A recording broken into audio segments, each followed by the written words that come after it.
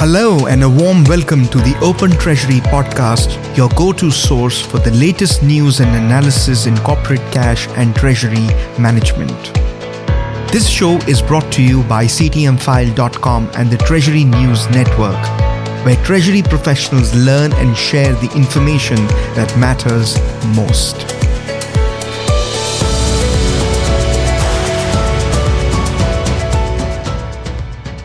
I am your host Pushpendra Mehta. Joining me today is Ben Poole, writer at CTMfile. A very warm welcome to you, Ben.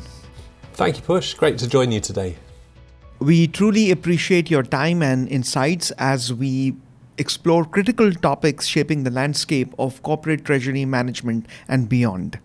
In today's edition of the Open Treasury podcast, we shall discuss 4 topics, namely finance leaders rapidly advancing their AI knowledge, the outlook for the European continent remains tenuous, UK and US corporates reassess their foreign exchange or FX hedging strategies due to the US election outcome, and finally, greenwashing risks are rising even as global regulatory scrutiny intensifies. Our audience can watch videos on the CTMfile YouTube channel and explore insightful articles, interviews, and industry roundups on CTMfile.com either by visiting the website or following the links provided in our show notes. Let's commence today's discussion with the first story, which is about finance leaders or CFOs rapidly advancing their artificial intelligence or AI knowledge. This year, the conversation around AI has touched every industry and department. The CFO's office is no exception. We've gathered hard data about investment in career-defining AI skills and knowledge by CFOs, both for organizational success and for career advancement, as well as the unsentimental view of CFOs that AI will see a reduction of headcount in the CFO's office, states the 2024 Data Rail CFO Sentiment Survey, how AI is changing finance departments. Finance chiefs, as revealed by this survey, harbor ambitions to rise to CEO positions and recognize the importance of AI proficiency in enhancing their marketability. Ben, despite concerns that the growth of AI will likely impact jobs in finance and treasury, which key takeaways or findings from the 2024 Data Rail CFO Sentiment Survey, in your opinion, are driving CFOs to accelerate their AI learning? Thanks, Push. It's a great article and it highlights the impact that AI is having on CFOs as they consider particularly how they're running their finance teams. So I think that's a really interesting perspective to look at from the treasurer's point of view, because obviously the group treasurer is reporting up to the CFO. And I think often there is pressure from the CFO to take something like Gen AI and apply it to treasury. Obviously, it's something that everyone's aware of now. You know, everyone knows what ChatGPT is, and anyone that's had a real world success story is quite often shouting about how successful they've been and what they've done with the technology. I can see potentially how that could be quite irritating for treasurers, potentially if their CFO is demanding that they use Gen AI, and maybe the treasurer will then be thinking the CFO doesn't understand how things work in treasury. And perhaps there will be things that the CFO doesn't understand. But I think the focus on AI is absolutely right in terms of where things need to go. And for treasurers, keeping that status quo with traditional tools that have been at their disposal, that won't work in that future state. So I think there's a legacy technology issue that some treasurers will have to reckon with. Treasurers, obviously, we know this, that they're incredibly smart and they've got this really valuable knowledge to the company, but it's worthwhile considering how that fits into the bigger picture of what the CFO mandate is, and treasurers thinking about how they can plan out how to support that.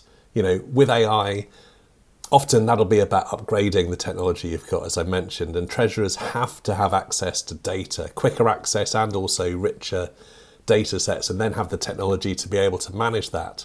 So, that's one consideration. And on the value added point, which I think comes through in that article, for treasurers, it can be beneficial to get to know better some of the finance areas, people in FP&A, in accounting, even the CFO themselves, and start asking questions around what would be valuable to them. Kind of taking this style of shared discovery approach means that treasury is going to be included more, perhaps, and understand the business requirements more. And when treasury and those other finance functions start working together, they can really sort of cross the workflow silos that otherwise you can fall into a little bit in the different departments. Ultimately, those departments are going to use the same core plane of data, and then every treasurer, every FP&A officer will be using their own Gen AI agents to do lots of things, much more efficiency and leverage there. And kind of underpinning all of this is that the discipline of Treasury is incredibly valuable, and that knowledge is really helpful. And actually that knowledge in Treasury can be valued more and more with Gen AI. Something like natural language processing can use commands, so treasurers don't actually have to interact with the machine that often. It'll just do its thing and kind of spit out options or strategies or scenarios. And so that's good news for maybe more senior, very experienced treasurers who have all that great Treasury knowledge but might not necessarily be fully up to speed with kind of the breaking technology wave. So that's a great opportunity. And I think AI is great news for Treasury in the grand scheme of things, because treasurers, ultimately, they're using bank data, and great analytics technology can help treasurers really leverage that bank data.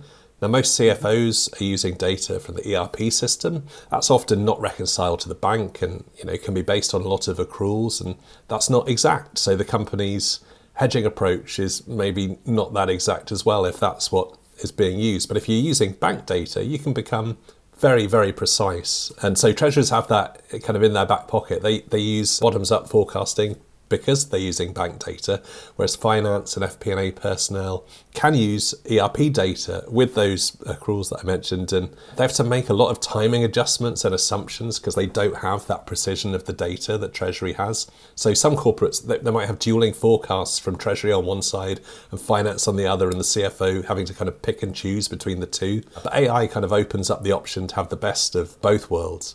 One other point on the bank data that Treasury has access to, it's also extremely valuable because it can be used for more finance operator tasks and get more insights more broadly into the business. And that's something that CFOs would kill for, So it really kind of supports the treasurer's status. They can get insights around capital efficiency, cost savings, understanding why month to month the business is spending where it does. So I do think the broader conversation around AI does tie into the treasurer's role within the finance function, and how it can really let treasurers flex their insights and get recognition for that, and ultimately drive a more efficient finance organization and business as a whole. Well, Ben, thank you for shedding light on this crucial topic and for enlightening our audience with the key findings of the Data Rails survey. Next up, let's delve into the second story, which focuses on the economic outlook for the European continent. Euro area annual inflation is expected to be 2.3% in November 2024, up from 2% in October, according to a flash estimate from Eurostat, the statistical office of the European Union. Looking at the main components of euro area inflation, services is expected to have the highest annual rate in November at 3.9% compared with 4% in October, followed by food, alcohol and tobacco at 2.8% compared with 2.9% in October, non-energy industrial goods at 0.7% compared with 0.5% in October, and energy at negative 1.9% compared with negative 4.6% in October. While this data is unlikely to derail expectations for a December rate cut by the ECB, even if October shows an acceleration, it may temper prospects for further easing in 2025, lending modest support to the euro, said Michel Lauwy, co-founder of SC Lauwy. However, persistently elevated inflation could prompt the ECB to maintain or resume rate hikes, driving up borrowing costs. This in turn may lead banks to tighten lending criteria or scale back market activity to manage risk, Lauwy added. Ben, with the annual Eurozone inflation climbing to 2.3% in November, do you think the outlook for the continent remains tenuous? That's a great question, Push. Certainly the euro area isn't the only region to have an issue with inflation, getting it to its target rate and then having it pop back up again. I think keeping it around that 2% or lower target that most central banks have is a huge challenge. Obviously, it's also just one data point, but a few other data points and things that are happening in the market don't paint an overly positive picture for Europe in 2025. One impact to watch is how the election of Donald Trump and the Republicans will impact the continent with their tariff plans. Markets have begun pricing in potential adverse effects as that could impact European growth, and potentially that could accelerate the desire to cut rates potentially from the ECB. Following the election results, we actually heard from several ECB policymakers who acknowledged that Donald Trump's election could influence rate reduction decisions. But everyone that said that did also then stress that a central bank remains committed to a data-driven approach. So they're looking at all the data as it comes in, month by month, and they're not kind of making any rash pronouncements about what they're going to do. I think another issue that the ECB is juggling, along with inflation, is economic growth or lack of economic growth, because the Purchasing Managers' Index, or PMI, continues to give cause for concern about European business activity. So the composite Eurozone PMI fell by 1.9 points to 48.1 in November. That's its lowest level since January, and basically 50 is the first stage of growth. So if you're below 50, then you're actually contracting. So it missed consensus expectations of stability in November, and both services and manufacturing activity weakened.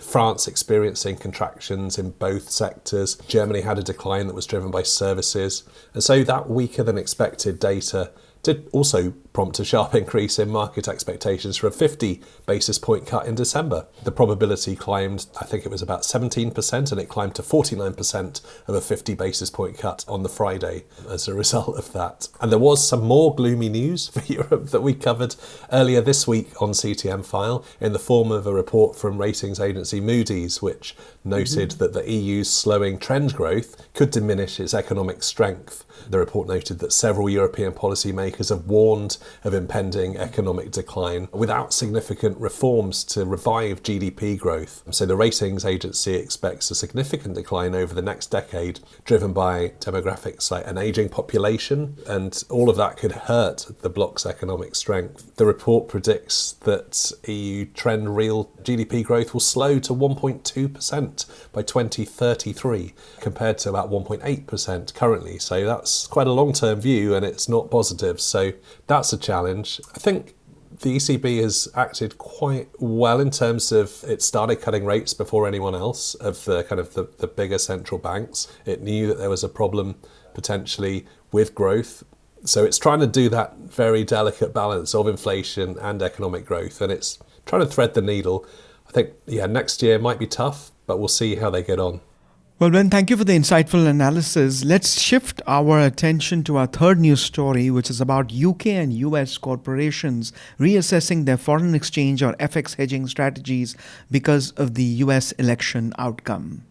The US election's dramatic and immediate market impact, such as the dollar's largest single-day surge in 8 years, has driven many UK and US corporates to reassess their FX hedging strategies, according to the Q3 Corporate Hedging Monitor from Miltech FX. The survey of 250 senior finance decision makers at UK and US corporates in November found that over 9 in 10 are changing their FX hedging programs due to the outcome of the election. The most popular moves are increasing hedge ratios, which means buying more protection, and extending hedge lengths, which means buying protection for longer. This underscores a desire among businesses to secure certainty amid market volatility. Ben, interest rates and geopolitical factors are shaping FX hedging strategies differently for UK and US corporates. What challenges or opportunities do you foresee for corporate treasurers in the UK or US as they effectively balance the need for increased hedge ratios and longer hedge lengths to secure certainty amid market volatility? Yeah, it's fascinating because the US presidential election does always tend to add a layer of complexity to FX risk management every 4 years. You alluded to it a bit in your introduction, but Trump's victory the first time round in 2016, the dollar jumped 5%, whereas it declined by a similar amount around Biden's victory in 2020. And the research suggests market participants weren't hedging their FX risk as much ahead of the 2020 US presidential election. The Miltech FX survey from that year found that 80% of corporates weren't planning to hedge because it was too expensive and too difficult. Whereas this year, it looked as though that had changed. 86% of North American corporates plan to increase their hedging activity ahead of the election. And obviously that's great that they had the ability and perhaps the finance and wherewithal to be able to do that. Obviously, before the election, there was speculation about a Trump administration making a possible push to weaken the US dollar, given his stance on making US exports more competitive. And indeed, as we mentioned earlier, straight after the result, Trump took to his own social media platform to say that one of his very first orders of business will be to impose 25% tariffs on imports from Mexico and Canada and a further 10% on those from China. So, yeah, significant numbers, numbers that do impact FX volatility. So I think bearing in mind that environment, that's what's coming from the start of next year. It's vital for Treasury teams to reassess their FX strategies and make sure they're fit for purpose in a choppy world like that. And obviously, hedging serves as a tool for managing uncertainty, as you laid out.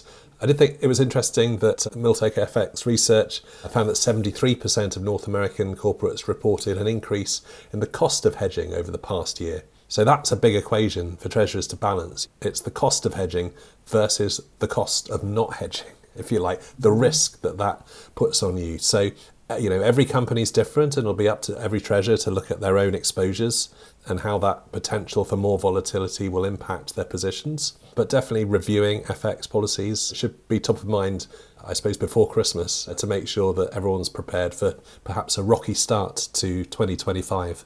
Well, Ben, as you rightly said, we live in a choppy world. You made some great points, Ben. Let's delve into the fourth story, which discusses the rising risks of greenwashing as global regulatory scrutiny intensifies. KPMG Law has released The Challenge of Greenwashing, an international regulatory overview, a study examining how companies must navigate an increasingly complex regulatory landscape. The report analyzes greenwashing regulations and enforcement mechanisms across 25 jurisdictions, including the US, providing new insights into emerging compliance challenges. Organizations face a critical turning point in corporate environmental accountability, said Maura Hodge, KPMG US sustainability leader. With intensifying regulatory oversight and growing stakeholder demands for transparency, unsubstantiated sustainability claims now carry significant legal and reputational risks, Hodge added. The study highlights how environmental claims are increasingly subject to global regulatory frameworks that impact US companies' operations worldwide. Key among these is the European Union's Corporate Sustainable Due Diligence Directive, which extends responsibility through companies' entire chain of activities and requires organizations to identify and mitigate environmental risks throughout their supply chains. This cross-border approach means that US companies doing business internationally must adapt to stricter standards for substantiating green claims and demonstrating tangible sustainability progress. Ben, with the intensifying regulatory scrutiny on greenwashing, particularly through frameworks like the EU's Corporate Sustainability Due Diligence Directive, do you think more US corporations and their treasury teams doing business overseas will adapt to ensure compliance while managing the risks associated with environmental claims across their supply chains?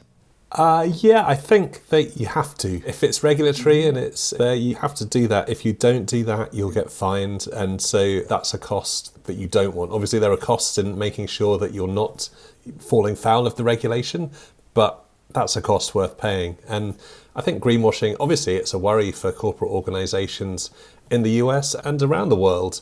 And a lot of that comes down, I think, to the quality of data that the companies have access to when it comes to reporting. And that was reflected quite dramatically in this year's study from EY, their Global Corporate Reporting Survey.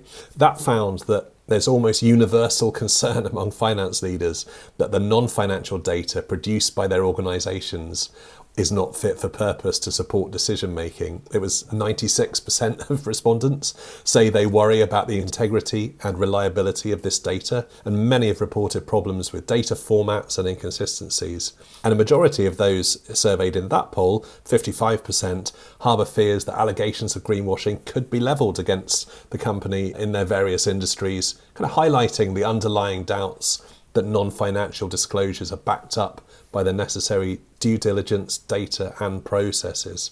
So the findings sound further alarms on corporate reporting standards. I think they expose fears over the impact that poor data may have on those important global goals. And you did right to stress that, Push, because it's not just your home territory, the regulations that you have to abide by. You need to understand your footprint and different countries, different regions, what they're looking for. And it's not just greenwashing. Half of those surveyed by EY were seriously worried that their organisation will miss vital sustainability targets over the coming years. And only 47% of finance leaders and 53% of investors believe that most corporates are on track to achieve their stated goals. So I think for treasurers, the hard work with avoiding greenwashing is to really interrogate any financial instruments that are badged as ESG, to check that those instruments are doing what they say they are with ESG, and that also really does align with any corporate targets that the Treasurer's organisation has and that the Treasurer is trying to get out of these financial instruments. They really need to get under the hood and check that, say it's an ESG money market fund, what's that fund itself investing in? Is there anything there that it shouldn't be investing in? Because from the surface, it might say that it's an ESG fund. It might look, okay, that's your ESG fund, but is it really investing everywhere that it should be? That's something that's quite hard to check without the right technology. So it's kind of an ongoing risk, I think. It's not one that treasurers generally own in the corporation responsibility stakes, but it certainly is a risk that they'll often be a stakeholder in terms of helping to mitigate. So again, it's that sort of joined up thinking between Treasury and other areas of the business to understand exactly what the onus on Treasury is to do, and that Treasury is fulfilling their part of that wider organisational responsibility. Well, Ben, from greenwashing, let's turn to the final story of the past week and why. What is your choice for the biggest or most important story of the past week and why? Some of the topics we've discussed today have been quite serious and even a bit gloomy in parts. So I wanted to end on a high, potentially, by looking at Black Friday spending patterns in the US. Obviously, it was Thanksgiving on Thursday last week in America, and Black Friday, the traditional sort of retail holiday following. And there were some preliminary insights from MasterCard's Spending Pulse, which found that US retail sales, excluding automotives, were up 3.4% on Black Friday this year compared to 2023. The Spending Pulse looks at in-store and online retail sales, representing all payment types, not adjusted for inflation. And the MasterCard data did show that online retail sales increased 14.6%, while in-store sales were up a more modest 0.7% compared to Black Friday last year. So clearly Americans were enjoying surfing for their gifts ahead of Christmas, perhaps, and the deals that were on display rather than heading out immediately after Turkey Day. And we also reported that the CHIPS high-value clearing and settlement system operated by the clearinghouse set a new record for transaction volume on Black Friday. It cleared and settled 1,083,550 payments valued at $2.63 trillion. So clearly retail therapy is still very much in fashion. So that was just kind of a nice and finally story, I thought, for this week. You're absolutely right, and I would exhort our CTMfile audience to go and review the CHIPS story as well as the Black Friday spending story that were published on CTMfile earlier today. Well, on that note, as we wrap up this podcast episode, I'd like to extend a heartfelt thank you to you, Ben, for your informative analysis. We would also like to express our deep gratitude to our CTMfile audience for joining us on this edition of the Open Treasury podcast. Please subscribe and look in the show notes for the article link. Thank you and have a great week.